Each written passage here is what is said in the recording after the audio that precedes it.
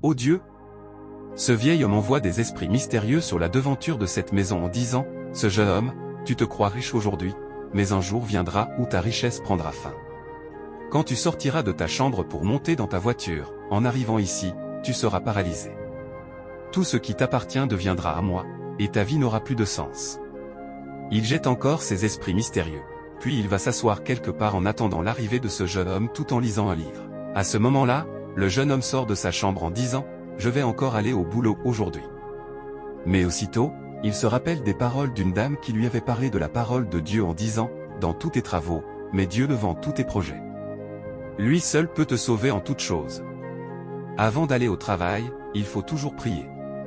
La prière est la clé de la vie. Le jeune homme remercie intérieurement cette dame. En se souvenant de ces paroles, il retourne dans sa chambre, s'agenouille avec sa Bible dans les mains et dit, « Seigneur, je te remercie pour le souffle de vie que tu me donnes. Je mets tous mes projets entre tes mains. Sois avec moi, guide-moi partout où j'irai. Amen. » Ensuite, il ressort de sa chambre pour aller au travail. Ce jeune homme, après avoir fini sa prière, sort de sa chambre pour aller au travail. Subitement, il tombe dans un piège tendu par un vieil homme, mais il ne ressent rien. Aussitôt, le vieil homme se met à crier, « Mon pied!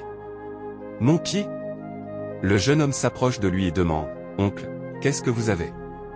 Mais le vieil homme répond, « Je n'ai rien. » Malgré cela, il continue de crier à cause de son pied. Le jeune homme lui propose, « Si c'est grave, je peux vous amener à l'hôpital.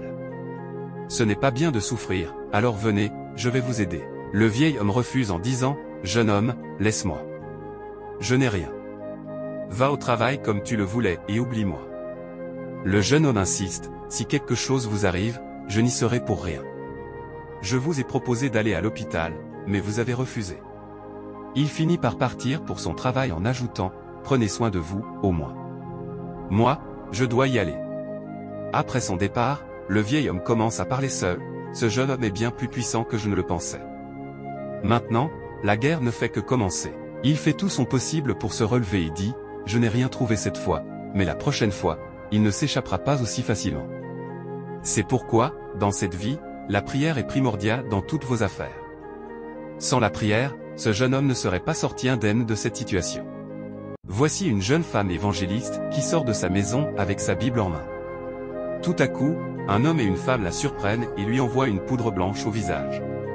L'homme la porte sur son épaule, tandis que la femme prend sa Bible. Arrivés dans la maison où vivent l'homme et la femme, ils installent la jeune évangéliste sur un canapé, bien allongé. L'homme s'habille alors d'un vêtement tout rouge. Ce dernier tient quelque chose de rouge en main et commence à prononcer des incantations. Mais l'homme ignorait qu'un esprit diabolique ne peut pas toucher un enfant de Dieu. Après avoir prononcé ces incantations, il tente de plonger ce qu'il tient en main dans le corps de l'évangéliste, mais quelque chose le retient, et le tonnerre éclate. Il reprend ses incantations, mais cette fois-ci, le tonnerre gronde de nouveau. Pris de panique, il jette ce qu'il a en main par terre et devient fou.